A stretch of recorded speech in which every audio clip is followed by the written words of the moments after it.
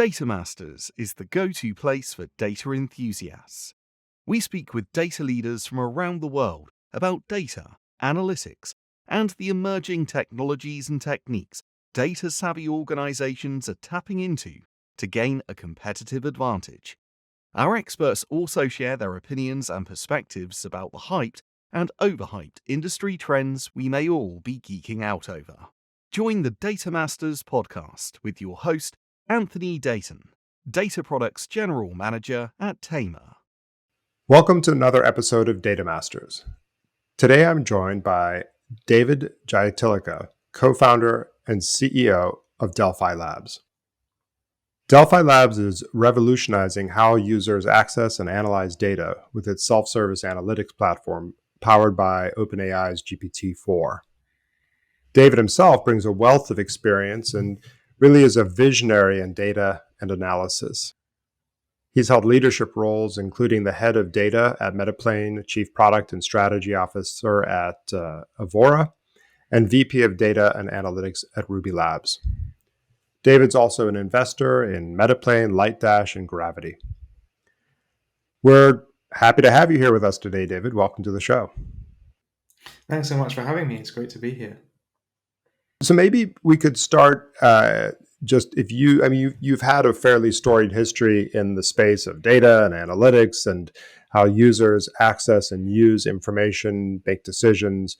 Feels like you've both used every tool under the planet. Maybe you could share a little bit about your journey, how you come to be here, your career path, and maybe we could just sort of start there. Yeah, certainly. So I think as a kid, I was always like quantitatively minded. I'd always be, asking how much or questions like that. And I did those kind of like STEM subjects at school, did mathematics with like a bit of econ and finance at university. Ended up in Big Four accounting through like graduate schemes, and wasn't really for me, but the part that I really liked was the analysis part. And having never really touched a database or written SQL or anything like that, I decided, let's go and be an analyst somewhere. So I started applying for analyst jobs when I realized I didn't want to be in Big Four accounting anymore. I ended up at a company called Ocado, which is the UK's and possibly the world's first online grocer.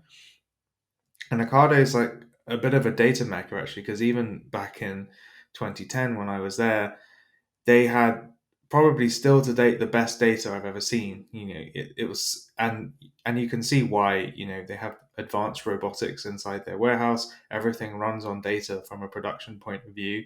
So, and really, the data that we were using for analytics was very much a replication of the data they use for production, and so that's why it worked very, very well. And that's kind of like where I learned my SQL, where I learned like my advanced Excel skills for like dashboarding and doing analysis on the data after the fact. Learned how to do some interesting stuff in VBA and things like that for scripting, essentially using it like Airflow and a few other tools as well. And that's really like where I start my journey in data. And then I spent a long time in payments in doing different data roles. So they had different names, but essentially doing some analytics engineering, data engineering, and then running a commercial analytics team that looked at pricing towards the end of that time. And I've then moved back into like mainstream data roles. So I was head of data at a company called Elevate Credit, and then before becoming like taking a few different data roles at a tech company called List, based in London, which is like a fashion search engine with some really interesting data problems around recommender systems and a very large product catalog, and how does that interface with quite a complex web and app experience for users as well. And that's pretty much where I jump off into my journey as a founder. I spent a brief amount of time at Ruby Labs after leaving List, and then joined Evora to help them try and spin out a new company out of an existing startup. Um, that didn't work out, but then ended up at Metaplane, had a really good time working there. And, again, another modern data stack company, and before founding Delphi with Michael Irvin, my co-founder, and that's kind of like where we are today. So you, in a way, you really sort of grew up with the modern data stack. Like you started by thinking deeply about data problems, being working at companies which were, by their nature, very modern in their consumption and use of data. And then my assumption is able to uh, see the modern data stack be developed. So maybe, and I think as a result, and having read some of your writing on Subspace, you've clearly thought really deeply about the modern data stack. So maybe to ground this conversation, because I think it, in a way, provides a foundation for what you're doing at Delphi, but also sort of maybe the way you think about data and analytics.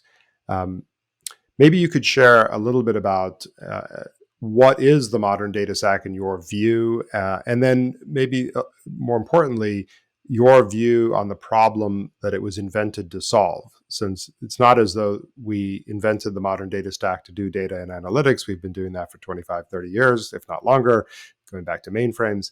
So, something changed with the modern data stack. It's designed to solve a problem and do some really wonderful things. Maybe share the positive side of the modern data stack.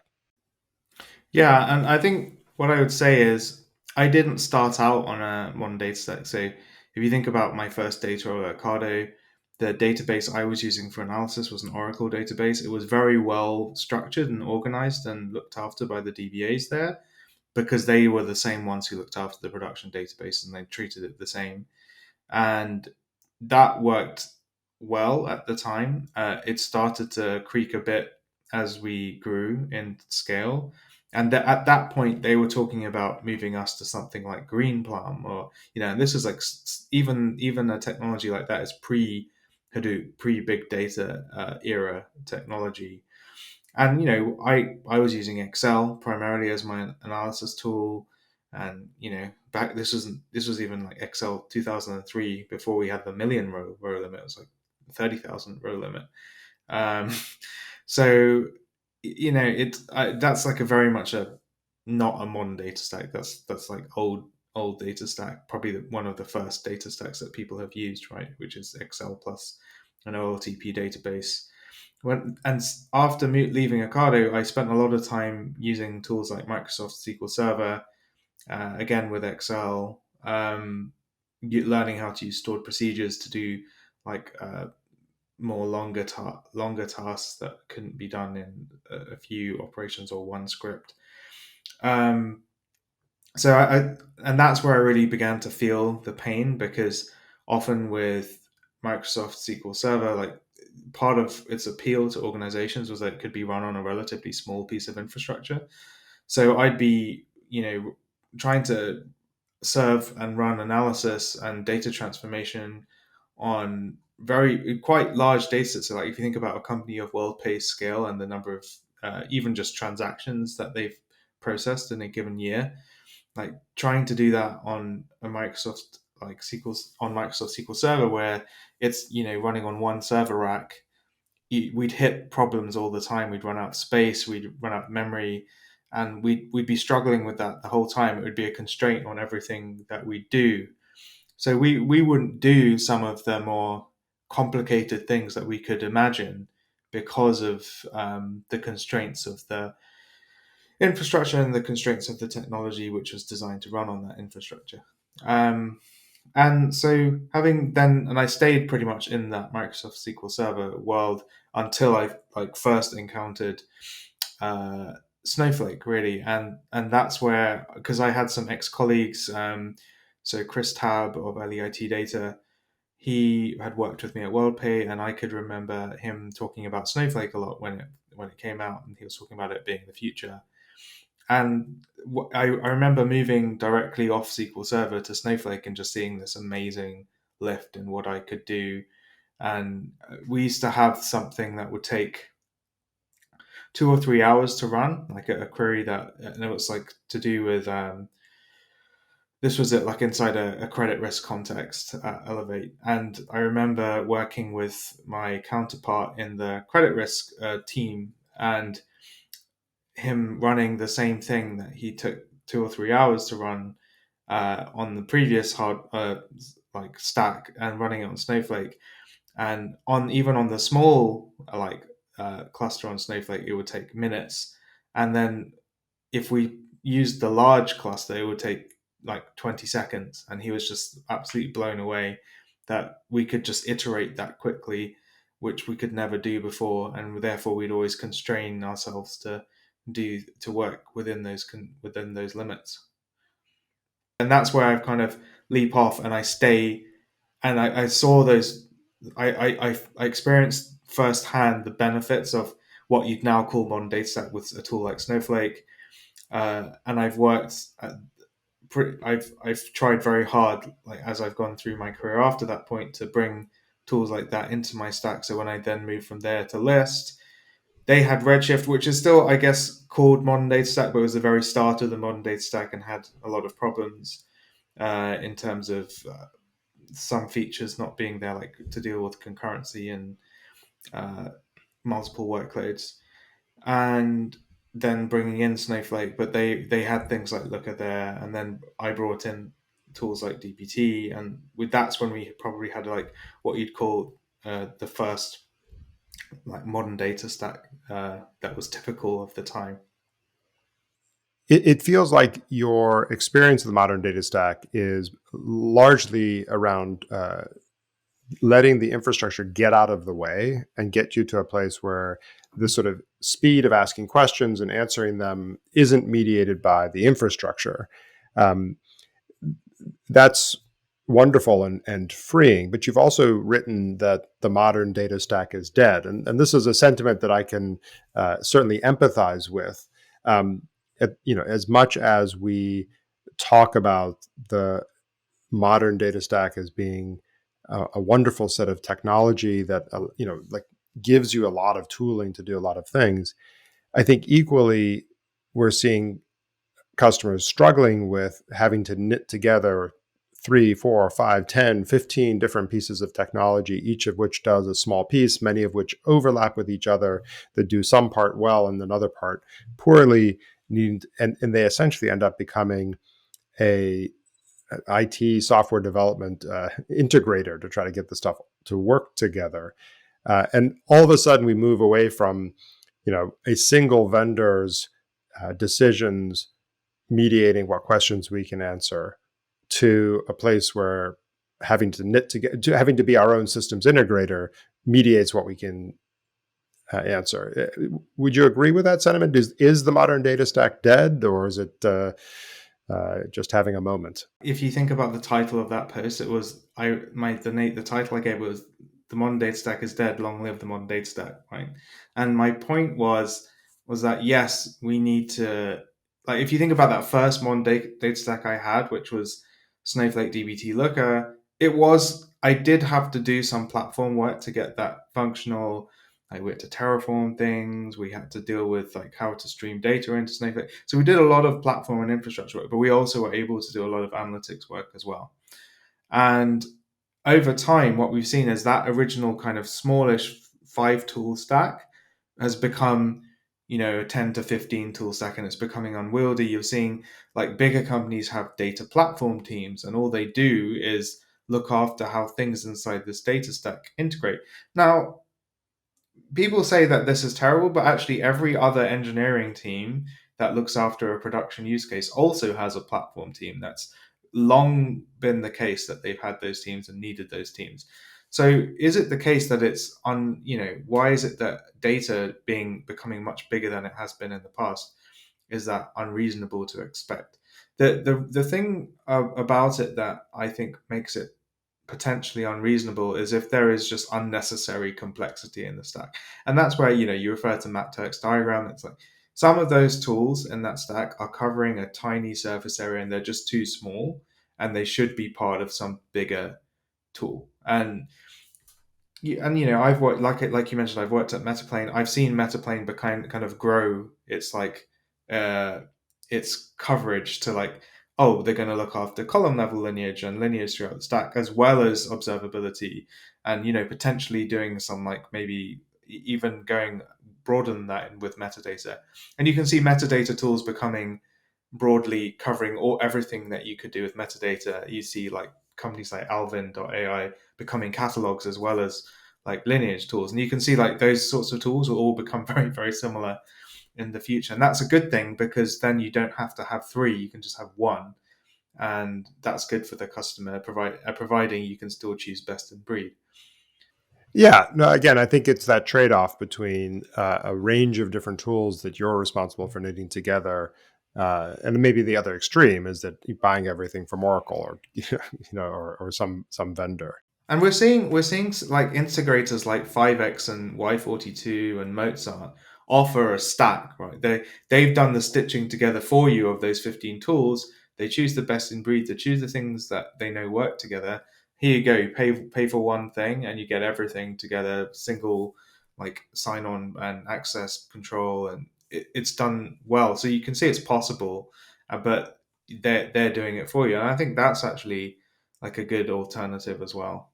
One of the important ideas behind Delphi Labs is this idea of using OpenAI's GPT-4 and large language models. And in a moment, I want to get to what you're doing with Delphi. But before we get into that, I'd love to hear your take on AI and large language models. And as context for the question, I've been asking this a lot on this podcast, people's sort of hot take on large language models. Um, and I've sort of heard a range of different perspectives, and I'll give you the range, and then love your view on it. So the one extreme is uh, large language models are just a statistical oddity. They're simply there to complete the next most logical or most statistically relevant word in a stream. The best version of this, by the way, that I heard, the funniest version, was someone called it mansplaining as a service, which I thought was absolutely brilliant. Uh, so Okay. putting together things which seem like they might make sense, but in fact are just gibberish. Uh, Maybe one step to the right of that would be large language models are really about language, about semantic understanding, and have built, real intelligence or understanding of human language, and that's their sort of function. And then maybe the extreme uh, other perspective would be that large language models and things like GPT-4 really are synthesizing knowledge, are really doing the hard work that humans we used to think are uniquely capable of, which is to say, gathering a set of information, synthesizing it into knowledge. So, from statistical oddity to knowledge, what's your view on where GPT-4 ends? I actually don't think the two ends of the spectrum are mutually exclusive. So I do think, fundamentally, large language models are like a form of like matrix multiplication, right? Which is a bit of the joke that it's just a statistical oddity. It is that, but it's so big and so deep and unfathomable that it's also doing the semantics and knowledge part because of like how complex they can be, and so that's like where I believe both of those viewpoints are actually true. If you think about how that relates to like the work that I do, it's really interesting because we've seen like previous hot technologies, right? Web3 and crypto being the previous one, where people have described it as a technology in search of a use case. And for me, large language models, like they are it was there was a use case in search of a technology, right? And the large language model is the technology. So we always had a use case for this technology, right? We've always needed to interact with uh, machines and software and struggled. And if you think about from the very first computers, you had command line interfaces, we had graphical user interfaces. We've always needed an interface with the computer or with the software, and it's always been a struggle. So we've always needed this, and this is better than what we've had before. I think that's the way I think about it. So your analogy would be something akin to the leap from the command line to the mouse and graphical display, uh, and this is the next logical leap from that. 100%. Yeah, this is just the next. So I sometimes I think about how technology is like, move forward over time, like from like the wheel, the printing press, the combustion engine, and like if you think in more recent times, there was the computer with the command line interface, and then we had the computer with the graphical user interface, then we had databases, and we had cloud, and this is like the next thing after cloud is this is that technology. So I hadn't heard this idea before, and I like it. And if we believe that one of Apple's superpowers is being ahead in terms of human interfaces to computers, and Apple was one of the first adopters of the graphical interface. And again, to be clear, didn't invent it, but certainly commercialized it. And similar for multi-touch on mobile devices. I think you could make an interesting argument that they missed the thread on this one and have jumped to VR AR as the interface and actually missed this may be Apple's undoing. I hadn't thought about that until you said that. Well, actually, like if you think that they tried this with Siri and they never gave up on Siri, Siri's still there, right? It's That's their version, and they could actually improve it massively with large language model technology. And I think yesterday they announced Apple GPT, or I think maybe that's what the colloquial name for it is. But they announced they were doing it, and their stock like went up by 72 billion. I'm sure they'll come up with a better brand than that.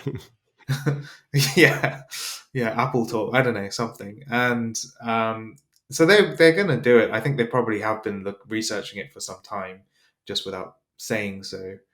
Um, and so I think they will move on to this. I actually am excited about their AR VR interface, because I feel like that's almost like a physical interface. Like, how do we touch our computer? Like, so like, and if you think about even how we use a large language model, say we type something into a keyboard, maybe speak into a microphone at best.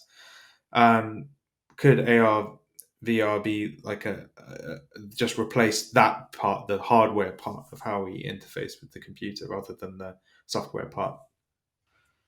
Yeah, I mean, certainly an interesting theory, and often we see art providing a sort of vision for the future, and I'm blanking on the name of the movie where the person was sort of swimming through the data.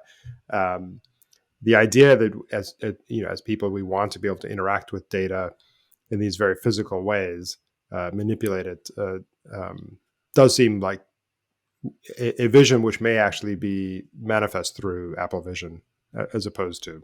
And I feel like the way, if I'm traveling, for example, on a plane or a train, and like the best I can have is my laptop monitor, and even at my desk, I've got a monitor and my laptop monitor. It's like, is that the best we can have, really? I think we're probably due some kind of upgrade there. Minority Report. That's the movie I lost the name of. So let's shift a little bit to Delphi Labs and what you're working on, because not to put words in your mouth, but it feels like it's the intersection of our two prior conversations. This question of human interfaces for data, how we make things accessible, built on a modern data stack, but thinking about how we can take advantage of natural language interfaces, GPT, large language models. So maybe share what you're working on and how you see these worlds Yeah. colliding. So what we're working on with Delphi is it's a natural language interface for analytics using large language models and semantic layers. So what we want to happen is we want to allow anyone in an organization to be able to ask easy questions. That they don't have to know a special syntax. They don't necessarily have to know what the metrics and the dimensions are called. They can just ask a question that they want to know, and then Delphi will answer with the appropriate and safe response for them. And the way that works today is that we use semantic layers. So semantic layers are a mapping between real world things, say like customers, orders, revenue, and data structures, whether that's tables and columns in a database or files in a data lake, or even an event stream.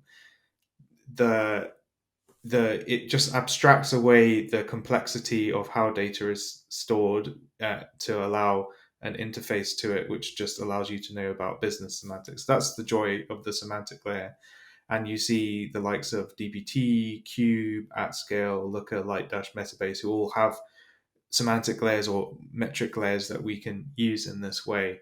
So Delphi does not generate SQL. So there's a lot of tools that have come out that have offered what looks like a very similar interface to us, and a similar experience. But the issue is they write SQL, so they get exposed to a database schema, and then they generate a SQL query, run it, and give you the answer as the result that you are asking for.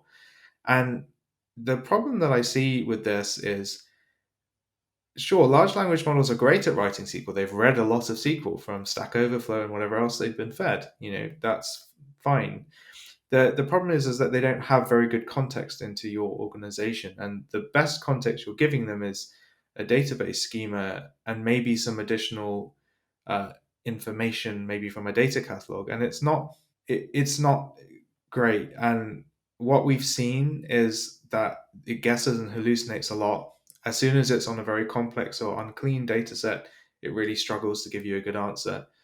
And what Michael, my co-founder, and I have known from working in data teams for as long as we have is that if your tool is wrong a lot and guesses a lot, people will just stop using it and not trust it.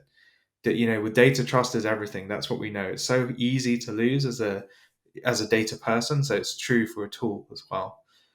And so that's why our goal has always been with Delphi is to provide people with safe answers. And if we can't give an answer with any confidence, we'd rather not give one at all and tell you to go and speak to your data team. So some of these other competitors who are doing text to SQL, they're saying things like, "Oh, you don't need a data team; you can just use us." And we fundamentally disagree with that. We need that data team. We need those engineers setting up that semantic layer and doing the good work of getting data there cleanly and completely with accurately, which we can then leverage to offer like a very high bandwidth and quick interface to safe answers for people. So we do help those data teams become more efficient. So there are a lot of junior analysts out there, and I've been one of these, who are just essentially a semantic layer themselves. They just get asked a question and then they translate that to SQL because they know how the data fits together. And then they run the SQL and give the answer back to the person, except this can take hours at best, weeks at worst, and sometimes not at all, depending on the priorities of the team.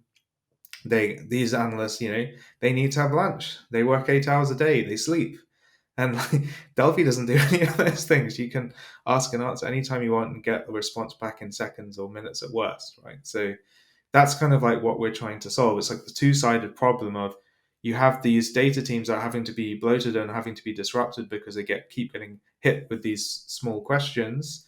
But then you also have the other side, which is the stakeholders who need these answers quickly, and they just are often left waiting and frustrated, and both sides need a solution, and that's what we're trying to solve. Yeah. So the disruption here is really the junior analyst, right? You're maybe that's the person who's being, the hope is the junior analyst becomes the senior data scientist. Yeah, exactly. And I think it does allow for that, because to be honest, you don't need to spend very long there answering simple questions before you want to upgrade yourself and start doing deeper pieces of work. And really, I think in the future, when you think about how you want to use humans in the workplace, you don't want them to do repetitive or rote work. You want them to be being human and being creative and doing things that a machine struggles to do.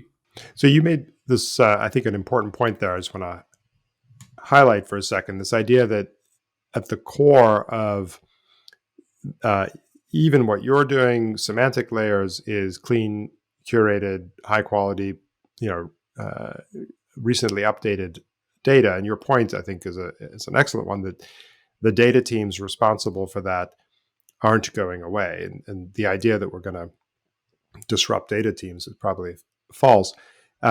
One of the interesting new concepts that I hear coming up, and that you haven't spoken about, so I thought I would throw it out there and ask you about, are data products. The idea of a data product, and then also treating data as a product, this idea of data product managers, something Tamr's spent some time both thinking about and writing about. But I'm curious on your hot take on data products, if they make any sense. You see any role for them? Yeah, and I'll just touch on the point about clean data quickly. That Meta just open sourced Llama 2, I think over the last couple of days, and their model code for generating it is only about 1,500 lines of Python. It's really simple. What's actually important for that model is the quality of that data set that's fed it. That's the complexity. So even generating the large language models is about doing data engineering well. Anyhow, moving on to data products. Yeah, I absolutely value the concept of thinking about data as a product, and I've spent a long time thinking about that perspective. I'm not so zealous with it that I would say to everyone, you must always think about data as a product, because there are times where it doesn't fit as well as it does with software engineering. And often that can be because what you're trying to actually get to with data isn't as clear. Because when you set out to build a piece of software, you have clear requirements, you know what you're setting out to build and what it's supposed to do. With data, and I've been asked this before, it's like sometimes you're just trying to find out what's out there, and you're trying to find out how something works. So you don't know what you're going to find until you start looking. And that's partly where like the data as a product mindset starts to break apart. But I think generally, like a lot of the time, it does work well, because many times in data, you kind of do have a good understanding of, like, how deterministic is it that what we're trying to build is possible, uh, and what we need to do to get there. Like that, a lot of the time, it is true. You can know those things, but there are times when it's not true. So, last question, and arguably an unfair one, but what the heck? Cast your eye forward, 5, 10 years into the future, in the data and analytics space. What are some unexpected predictions that you might make about how organizations and people work with data, that you see as coming to fruition that maybe others do not? Yeah, it's very interesting. I think um, that infrastructure will be hidden even more from not only the user, who currently has to concern themselves a bit with infrastructure. I think in the future they'll just be, here's a interface, whether that's a text box or whether that's, I don't know, some AR feature or whatever it might be. This is all they need to care about. They go there, ask for what they want, and whether that's going to be delivered by AI or whether that's going to be delivered in conjunction with some very highly skilled human, that's all they need to care about, and they don't need to worry about 10 different applications. They don't, they'll have a clean way of accessing what they need and getting to value quicker. Um, that's definitely one thing I believe the future holds, and I think it's just the stakeholders are demanding it, and the stakeholders who understand what they should expect from data are demanding it even more loudly. Um, it's interesting. I spoke to Bob Muglia recently, and I also heard him on the Analytics Engineering podcast with Tristan Handy, and he said on there, if you asked me 2 years ago, when I thought AGI was coming out, I'd have said 2100 and not cared very much about it, because I'm not going to be here. And but he said, now if you ask me, I'd say 2030, and I'm excited because I think I might be here. and and I was like, that really changes things. 2030 is not very far away. And if someone like Bob is saying he thinks it's 2030, I'd say it's probably definitely going to be here by 2040, right? And that's really going to change everything. Like if you think about all of that data platform work that we talked about earlier around how the complexity of it, and a lot of that is interfaces. It's interfaces between different systems that make it hard to stick those things together and compose them into something good. Like if those go away because a system is capable of doing it without you having to think about it, or the system is capable of just building one of those components on the fly without you having to think about it, that it starts to feel a bit like a Gene Roddenberry like view of how you interact with computers. It's like that, and it's much less painful for everyone. So that's my hope. I think we're going to see a leap in the way people interface with computers that we haven't seen for a really long time, not since the 90s. Yeah, and I think what's interesting about that is you're putting together this idea of interfacing with computers and interfacing with data. And so the idea that business decision makers are simply interacting with the data that drives their organization. And that interface is very similar to the way they interface with the compute, to the other ways that they work with a computer. I think that's a really interesting convergence, like to map back to something we were talking about earlier, this idea that there's a strong divergence between how we interact with data, i.e. SQL and Excel and these sorts of things, and how we interact with computers where we click and drag and visual. That I think is a great vision for the future. And I think we've seen this sort of thing actually happen before. Like, so when we started becoming a Google dependent civilization, right, which we are, um, we before that, you'd have to look in the yellow pages, or you'd have to go to a library, or look on Encarta or something to find information. It was so slow, and you'd do things much less. And now today, anytime you think about anything that you want the slightest answer to, you Google it. And I think we'll see that shift in like the business context as well. And that's I guess what I mean, like that convergence of data with the LLMs as well. Well, fantastic. David, thank you so much for the thoughts and for joining us on Data Masters. Thanks for having me. It's been great fun. Data Masters is brought to you by Tamr, the leader in data products. Visit tamr.com to learn how Tamr helps data teams quickly improve the quality and accuracy of their customer and company data. Be sure to click subscribe so you don't miss any future episodes. On behalf of the team here at Tamr, thanks for listening.